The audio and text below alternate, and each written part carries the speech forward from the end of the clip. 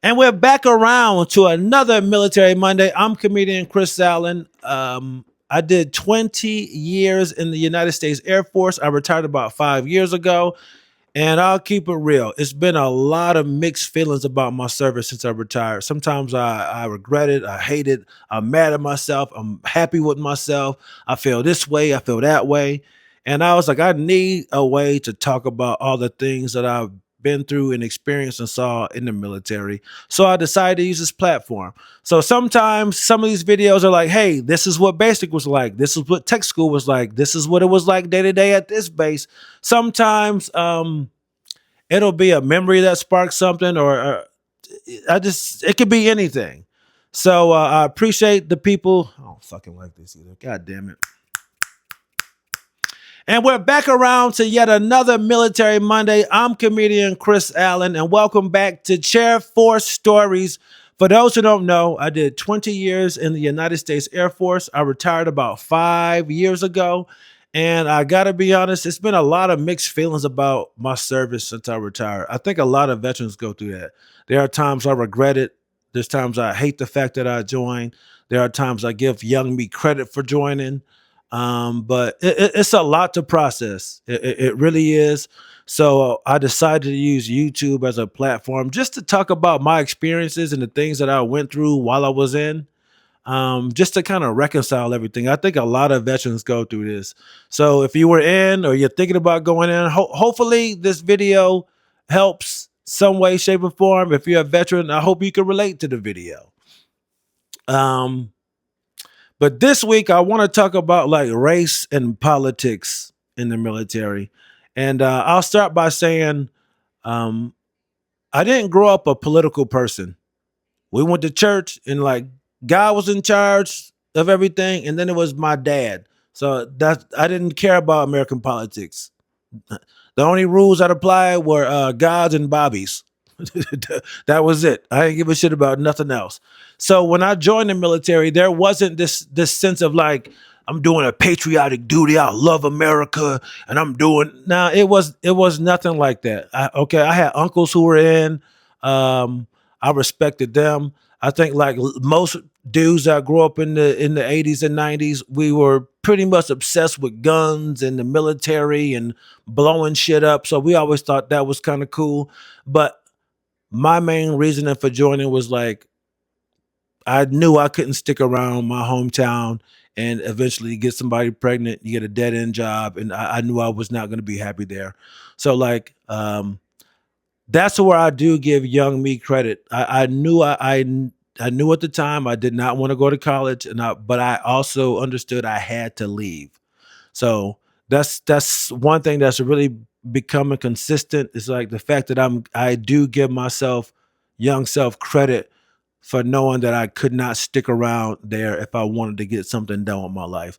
So like I have reconciled and put that aside. Like, hey, young Chris, thank you for making that decision. Uh, but yeah, so um, I grew up in a pretty interesting manner. Where I grew up in the inner city, and I grew up around mainly black people. My family, my neighborhood was mainly black, and then from sixth grade on, I ended up going to private schools, and that opened my world up, and that's where I was exposed to way more white people. So like poor white people all the way up to well-to-do white people, and same with black folks. I was exposed to black people who were doing very well. So I had the whole spectrum of friends growing up. I could hang out with anybody. So I thought that was really really cool. But I will say, from sixth grade on, I've always had this pressure of like, hey, you got to represent your people well. Make sure you're out there doing the right thing. And I don't think there's anything wrong with that. Just doing the right thing. But that's a lot of pressure to put on a 12 and 13-year-old kid. Like, yo, you have your whole race on your back. And in Rochester, I love my hometown. It's a I love Rochester. I do. There's a lot of good people there, but I'm gonna keep it real. It's a racist ass fucking town. It really is. And what's crazy is I've been listening to Frederick Douglass's book, and he lived in Rochester. And even back then, even back then, these motherfuckers was racist as shit. Even the people who were considered progressives were pretty fucking racist and jealous people. So like, I think it's just something about the history of our town where like the race relations are not great. There's a lot of racial tension in Rochester. So I say that to say I spent a lot of time from sixth grade all the way up to high school and then continuing my military career in hyper white spaces, feeling like I have to make sure that I'm doing the right thing and representing my people well and putting my best foot forward. Again, to a degree, nothing wrong with that, but a lot of pressure to put on a child that feels like they can't really fully be themselves because it may be seen as a negative on black people.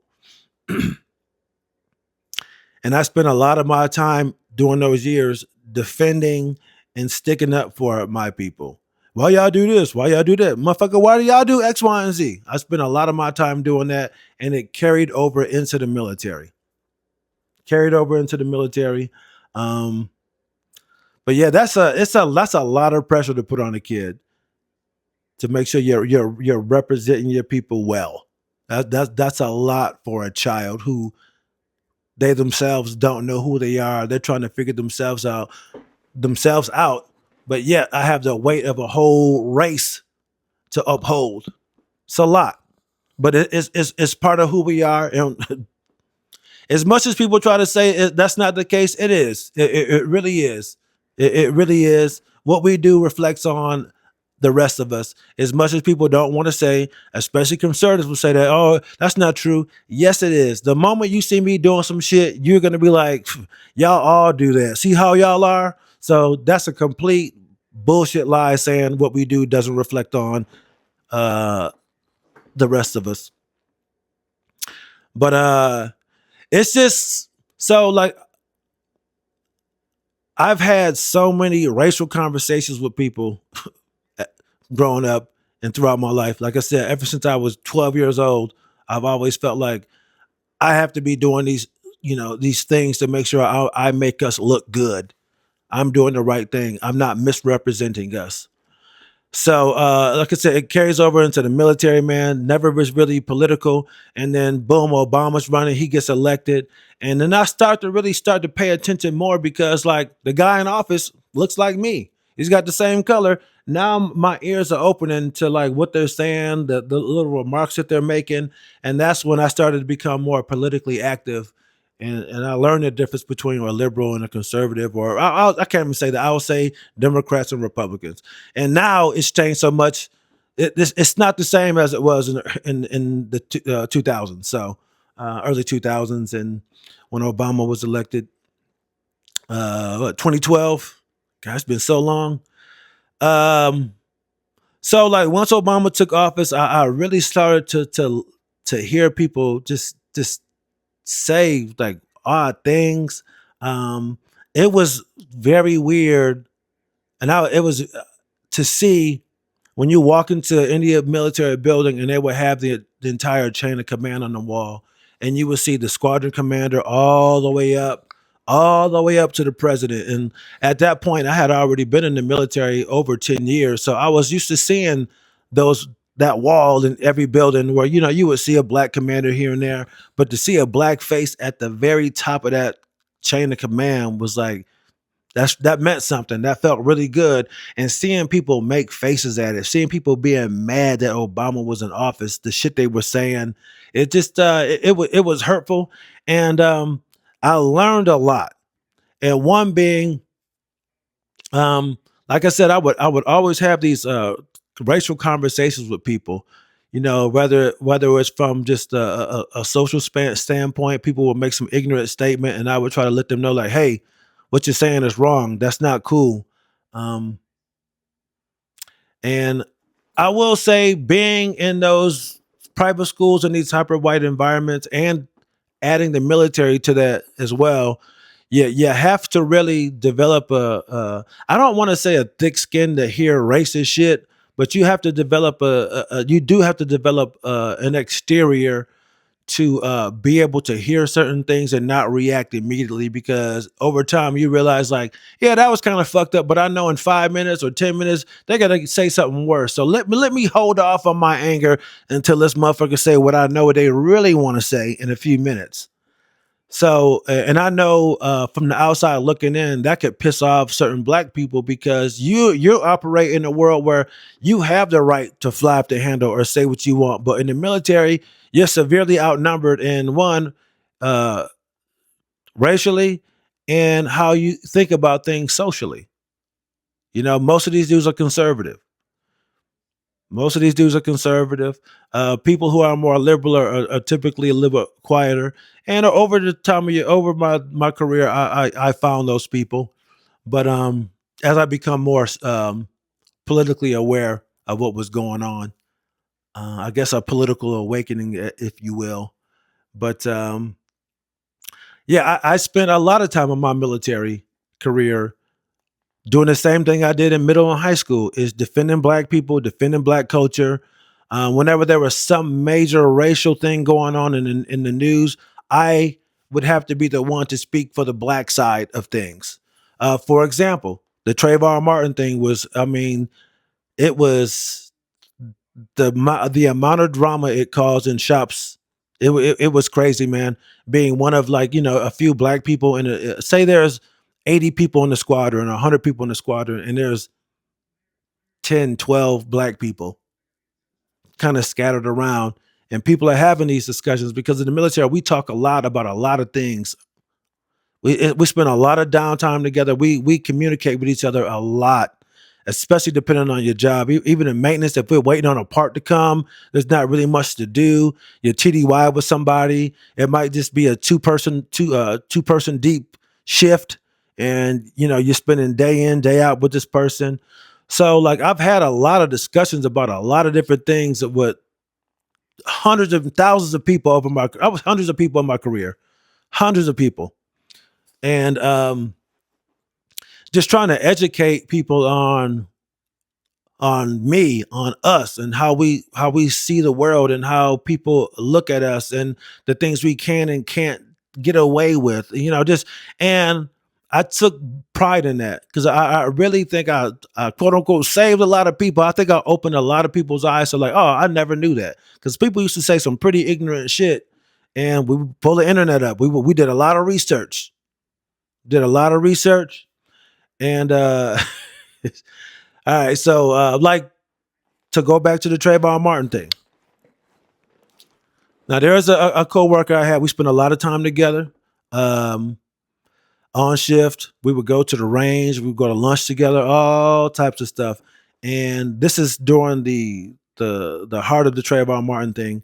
And me and him are going back and forth, and it comes to a head. He was like, "Yo, fuck him. I would have shot that motherfucker if it was me, and I'm glad he's dead." And me and him are just face to face. We're about to throw hands, and the captain had to come and pull us apart. I mean, it gets to that point where, like, we're about to throw hands. We're two NCOs and a skiff about to throw hands. We're about to get into a physical altercation, and we both have a clearance. Like, this is not going to end well for anybody, but especially me. Because in these situations, let's be honest, 9 times out of 10, your first sergeant, your commander, all the senior leadership, especially if they're white, they likely feel the same way that this guy does. So there's not much recourse of action you can really take. There's not much you can really do. And if they take it up the chain, guess what? It's more than likely it's another white guy who feels exactly the same way they do. So again, not a lot of places you can go to get any relief or help or understanding from anybody trying to see it your way. And that sucked. That happened quite a bit, where you just gotta bite the bullet. You gotta fucking just shut the fuck up. You made your point, and just walk away before things come to blows. Um, I had another incident where one day I'm on lunch break, and I was just at my desk, and I'm reading the autobiography of Malcolm X, and this lieutenant walks by. He was just like, "Why are you reading that?" It's like, "What do you mean?" He's like, "Malcolm X. Why wouldn't you read, like, Martin Luther King? Malcolm X, he was racist. He didn't like white people." And I was just like, sir, you act like Malcolm X woke up one day out the blue and was like, you know what? I don't like white people. I was just like, y'all fuck with them. They killed his dad. They laid him on the railroad track. They were calling him a nigger at his school, all types of shit. Yeah, but I'm saying though, there's other people you can like. They didn't want to. They didn't want you doing anything. They didn't want to see you doing anything like that. They hated it. And what I also had to learn in the military too, becoming an adult, is I grew up pretty naive and pretty trusting of people. And like I said earlier, you spend a lot of time with people, you get to know people, you have a lot of discussions. I mean, the conversations run the gamut from favorite cartoons, food, what would you do in a zombie apocalypse, all types of shit, all the way down to the most serious. We're talking about, religion, race, all that type of stuff you really shouldn't be talking about at work. But it's just like you spend so much time with these folks, you end up getting into everything, any and all types of conversations. And what I had to learn as a young man was not every conversation you have is in good faith. I didn't really understand that. You know, I felt like if we were having a good conversation, an honest conversation, I could get my honest opinion about how I felt about certain things. Now, I did learn at a very young age, like you have to be careful what you say uh, around your white friends about, where you live and all that kind of stuff. But I didn't understand good faith, bad faith. I didn't know that people, under the guise of having a good conversation, an honest conversation when it comes to race relations, all that kind of stuff, that like there are people who are really just trying to collect information from you so they can go back and go, yo, this black dude that said that black people do X, Y, and Z, that they don't like blah, blah, blah. And once you learn that, that really changed a lot where you go, oh, okay, this is not really an honest conversation. You're telling me stuff. I'm telling you how I feel. I'm thinking we're trying to really get somewhere and get to the bottom of like why you feel the way you do, but you're really just taking information to make yourself feel better, you know? And that's a tough lesson to learn, especially when you really feel like, oh yeah, man, we're having a good, honest conversation. Yeah, it doesn't feel good to admit some of these things or say these things, but I've known this person for 3 years. It's not like day one. It's just like, no, we're having an honest conversation. This is like, oh wow, okay, they're gonna use that against me. They're using that to justify how they feel. Like that's not a good feeling where you think that you're having an honest, open conversation and it's used against you. Like I think me and a coworker, we were having like a conversation about like I want to say like welfare and stuff like that. And I was like, well, I don't really think people should abuse it. And you know, um I, I I think if people should be on it for a couple of years, then you got to get off. It was something to that effect. And he was like, "Yo, I think you will like this guy on YouTube." So he sends me this YouTuber, and it's this guy named Zoe, and it's a black conservative YouTuber which I had never seen before. I'm like, "Yo, what the fuck is this?" And I couldn't even get through the whole video. I'm like, "Yo," I was like, "Yo, man, like, why would you think I would like something like this?" He was like, "Oh no, man, just based on the conversation we had, I thought you would like to hear." And it's just like, yeah, but this dude is talking bad about black people. Like I'm not cool with that at all. Like I don't know why you would think because I said a couple of things that you think I would like this. And that's when I was just like, oh shit, these aren't honest, open conversations at all. This person has a motive. Like they want me because I think that there should be a limit to welfare. You think I'm cool with all this shit? Like, this is crazy. because because I said like I don't want somebody who's able bodied just sitting back and collecting the check.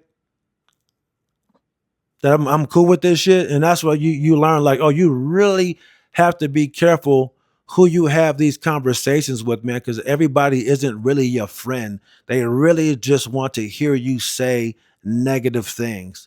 And I was like, wow, I thought this really was just two people who were friends trying to have a true and honest conversation, you know? Um, and that really sucked. That changed our friendship. But honestly, it's for the better, man. It really is, because you really see people for who they are. And to go back to the Trayvon Martin thing real quick. So after me and this other guy gets pulled apart, his friend is like, yo, man, you should come down to the you're a gun guy, right, Jonesy? I'm like, yeah, I like guns. You should come down to the open carry rally we have in downtown Dayton this weekend. And I'm like, nah, I'm cool on that. But why not, man? I go, I don't need to be down there. I don't want to be down there. And I go, I don't want to be a part of this thing. Like, I'm on Trayvon Martin's side. Like, I don't want to go down there and support George Zimmerman. Oh, but you're not. It's all about guns. But it's just like, I don't want to even be indirectly involved with that shit because I'm not okay with it. And I was like, and as a black dude, me going down there is going to be seen as a problem. And I'm not trying to get involved in this shit. And he goes, nah, you'll be okay. Just make sure you wear something. And I cut him off. I go, see, I go, stop right there, man. I go, you're telling me how to dress for this thing. I go, everybody else is gonna be wearing jeans and tactical gear and having a gun, but me, you want me to go to up there with khakis and a polo shirt tucked in, my pants pulled up to my throat, just so I can look non-threatening to white people. And he was just like, oh shit, I never thought about that. I go, yeah, man. I go, this isn't cool. Like I don't want to be a part of this shit. Like the fact that you can go down to this rally and just wear a baseball hat backwards and a t-shirt and a pair of jeans and carry your gun and nobody say anything. But me, if I go down there, they're gonna look at me like I'm crazy or I'm going to start some shit. He just didn't get it. He just did not get it. Oh, you're putting this. No, that's how it is. Because the moment you don't like my outfit or something like that, y'all are gonna turn to me and go, yo, you're here to start trouble. And now I'm outnumbered and literally outgunned at this fucking rally. But I wouldn't go to that shit no way. It's like, why the fuck do you think just because I like guns, you think this is a time for me to defend people's right to carry a gun when there's a black teenager laying dead because this asshole wanted to be a fucking fake cop? Man, get the fuck out of here. Shit's wild, man. Insane. What else was that? Guns, military. Yeah, so that's just it's just it just sucks where like you think you're friends with people. You know, you think change things have changed a little bit because you're adults, and just really finding out that like people still just have these ulterior motives. They have agendas that they want to push and narratives that they want to push. Um, yeah, it's just it sucks, and like being surrounded by people who don't take too kindly to people that look like you honestly doing anything positive in their lives without them feeling like it's somehow taken away from them. It really sucks. It sucks, and I hate being around bigoted people like that, man. I think that's why, like, I get so riled up now is because for 2 decades, I had to really suppress most of my reactions and how I felt about people saying and doing certain things while I was in, because again, I knew I was severely outnumbered. Uh, ideologically and physically, it can just be frustrating just learning to shut the fuck up and just take certain things. So yeah, that was that part of my career definitely was not fun. I learned quite a bit about people being in the military, and I would say, yeah, most the average white person from the Midwest who doesn't have any interaction with black people growing up, man, they have a really fucked up view of who they think black people are, what we do, what we're about. I mean, because what they know about us is really what they get on the news and what they see on social media. It really is. So like if you want to sit and watch black people fight at the Popeyes all day, that's exactly what they're gonna fucking think. And that's what a lot of them do while ignoring everything that other white people do. I've said this recently, man. I've been doing it on stage too, but like when it comes to like crime and white crime is just it's entertainment.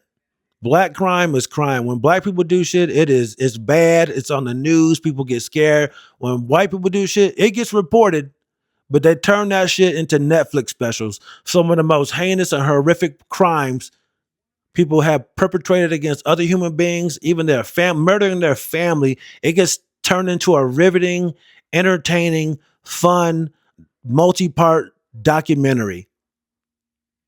And it gets shoved into true crime, which is a genre of entertainment. But I spent so much time just trying to dispel myths about black people. I mean, people just saying, "Oh, that never happened in slavery. That never happened." I remember somebody was saying that someone mentioned the phrase "gator bait," and they go, "What does that mean?" I go, "They used to feed black babies to alligators back in the day." They go, "No, they didn't. Oh, that's all made up." And we got right on the internet, and they show you pictures of the shit. Oh man, they were doing stuff like that. I go, yeah. So all this shit about how slavery really wasn't that bad, and this shit that Jillian Michael, oh, only 1 or 2% of white people own slaves. It don't fucking matter. You had 2% of white people owning what 90% of black people, and then if it was 90, if it was 2%, that means 98% of people were complacent to some degree, and you benefited off of that shit. That doesn't make it okay that it was only one person. Everybody was involved. Everybody was involved either directly or indirectly. You either sold that guy something for his farm. You work there. You're buying shit from his farm. Yeah, some way, shape, or form, you are in this chain that is responsible for holding people captive, raping them, separating their families, killing them, treating them less than human. You're all involved. You're all complicit. Now, are you as bad as an actual slave owner? No, but you're not good, especially when you're participating in it. So it was a lot of talks like this that I had to have with people. It wasn't every day, but it was a lot, and it was it was fairly frequent. It was fairly frequent. And I remember also too at Wright Pat, we get a black first sergeant, and our current first sergeant came down, and he kept saying her name. And it's a quote unquote black name. And the way he kept saying it, and I'm like, sir, why do you keep saying her first name to me like that? Rashima, Rashima. Yep, Rashima. I go, sir, I don't, to be honest, sir, I was like, I don't even need to know her first name because I'm never going to call her by her first name. It's going to be Sergeant so and so or First Shirt. So you coming down here and saying her name all weird like this to me, I don't get it other than the fact that you want to see how I'm going to react.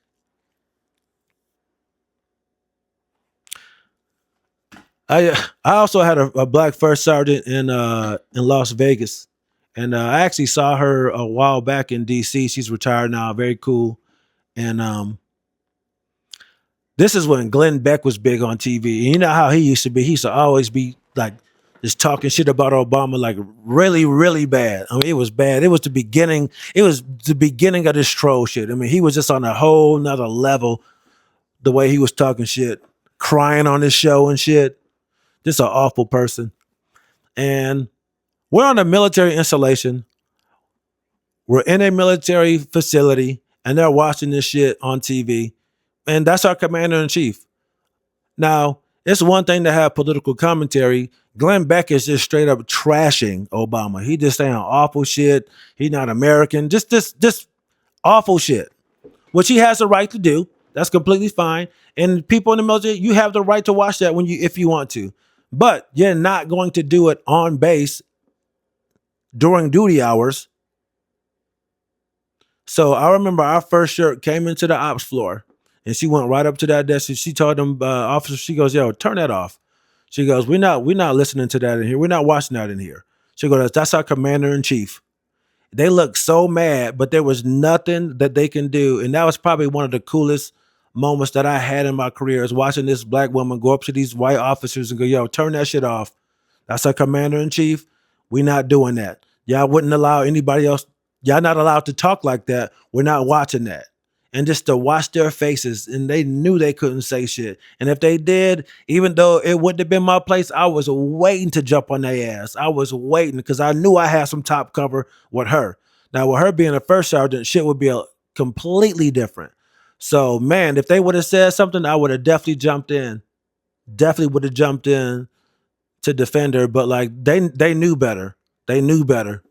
But that was I really really respect her for doing that when she was like, "Man, turn this shit off. We ain't having that, and I better not hear it again."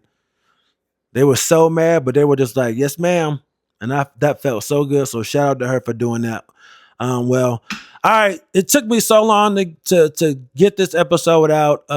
It's just it's something that's always bothered me. That's always been in my mind. And to be real, it's not always easy to get this out because it's been up there for so long. Like when you start to unravel it, it's just so much comes with it, and just making sure I'm staying on what I want to talk about can be tough because, like again, when you start unpacking this shit, it's just so much, just starts coming out. Just this shit you gotta just deal with. Like real quick, like so when I was stationed at Luke Air Force Base, we were what they call a tenant unit. A tenant unit is like you're stationed at another base, but you're not technically part of that base. Like I was at the 607 ACS, which is the 607th Air Control Squadron, and it was actually officially part of the 355th Wing, the 355th Group out of Davis Mothend, Davis Mothan, sorry, in Tucson, Arizona. That was truly our home base, but we weren't there. We were at Luke Air Force Base. So we didn't have to do a lot of the stuff that was going on at Luke because we weren't really technically part of the 56th Fighter Wing. We really weren't, under their jurisdiction, so to speak. Now, if you fucked up, you could go see one of the big dog commanders, but like for orders and all that kind of stuff, we belong to the 355th. And I remember we got a new commander, and they wanted to come see us. So this is a full bird colonel, and I'm a young airman, and they're trying to find me something to do when he comes to our building. So when my performance review comes up, they can say, "Hey, Airman Jones, he briefed this '06 on whatever the material may be." But my job was just to give him a little tour around our building and what people do in the different shops. Just something very simple. It's just your introduction into like presenting and just like giving. I don't want to say giving tour, but public speaking, if you will.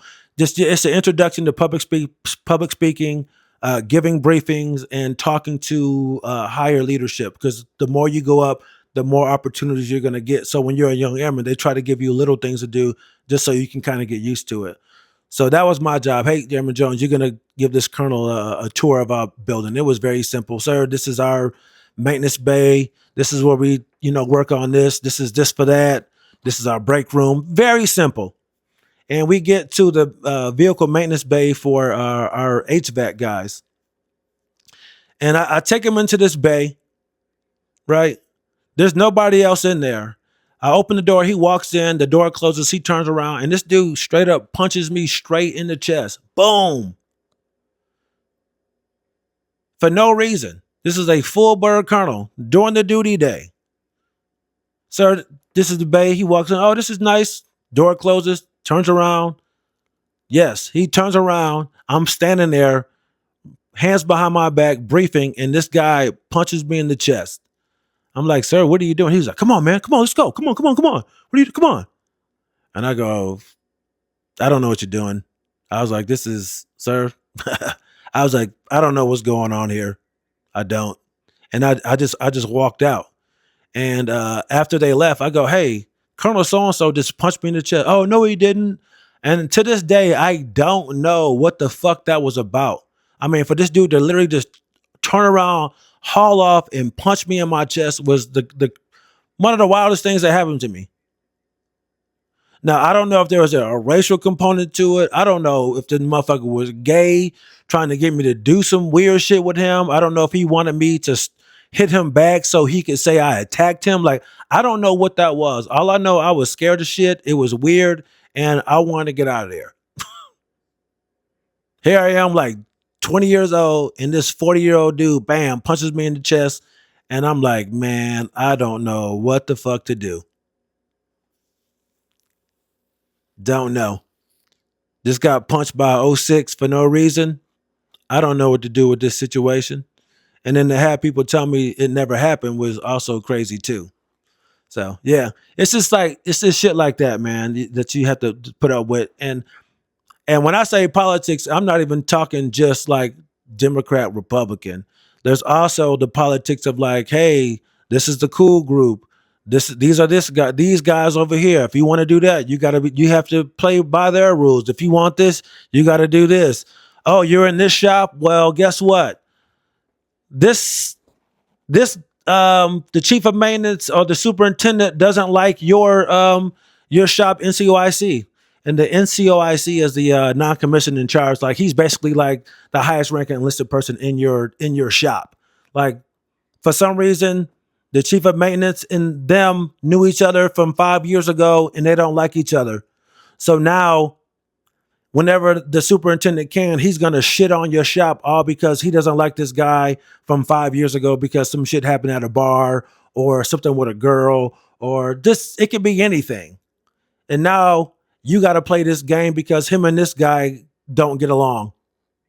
It's shit like that. Or these two people don't get along, and now you're falling. You're caught up in their bullshit because you're in his shop, or vice versa. It's just so much going on in the military. It's frustrating. Um, yeah, it causes some people to lose it, man. I've seen good people who join the military with good intentions to do good things have their lives ruined all over, like just politics, squadron politics, base politics, uh, real politics. It's fucked up. They fuck with you a lot, racially, uh, politically. It's a lot to deal with. I mean, you rarely ever just get to come in, just do your job and go home. It's always so much more bullshit to deal with in the military. So much to deal with. And then when you're black and outnumbered and you got shit going on in the world, it's even worse. My last duty station before I retired, where they were having all these the riots and shit going on, man, people losing their mind, with Ahmaud Arbery and all this shit, man.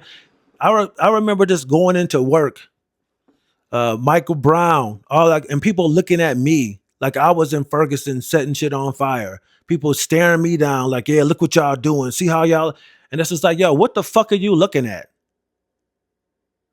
Just very clear, very apparent. I mean, just bigoted ass people that you just gotta deal with every single fucking day. And you just gotta smile. And God forbid they're your fucking supervisor or your first sergeant or your commander or somebody that's in charge of you in some way, shape, or form, because they will find a way to fuck you over. Yeah. They find, yeah. But see, this is what I mean. It's just like once you open the can of worms, it all starts just coming out, man. It's just even as a young black airman, like I learned early on when we have like squadron get-togethers and shit like that, don't even get dressed up. wear some shorts and a t-shirt and some rundown shoes or some shit. Cause it used to make me so mad. Oh, where'd you get that outfit? How much did those shoes cost? What's up with that? Why are you wearing your hat like this? Why don't you do this with your clothes? How come? It's just like, you know what? I can't deal with these people asking me all these fucking questions. Why I'm wearing this? What size? Why is my hat this big? Why don't you take this off? Bend the brim of your hat, lace your shoes up all the way, pull your pants up. Why is your shirt so long? I could not do it. I did not have the patience to be questioned. So I learned very quickly, when y'all have a squadron function, put on something very, very simple. And then it's the moment you can, get the fuck out of there and don't stick around all day, because you're going to end up getting into it with somebody over some bullshit that has nothing to do with them. Whether it's your car. Oh, why your rims like that? How much does that cost? What's that? Is that tent legal? What's this? It's just like constantly just nagging you about every single thing that you do. It's so much. It wasn't every day, but it happened frequently enough. God damn it, I keep saying this is it. This is one of the, I don't even know what the fuck this meant. I'm stationed in Colorado. We have a bowling thing that we're going to. And this major, I can't think of her name, but she goes, "Oh, Sergeant Jones, are you going bowling?" I'm like, "Yeah, we all gotta go." She was like, yeah, I'll go, but I'm not a big bowler. And she goes, "Oh, okay, it's okay. Bowling is just like basketball." And I was like, "Ma'am, what are you talking about?" I go, "How is bowling like basketball in any way, shape, or form?"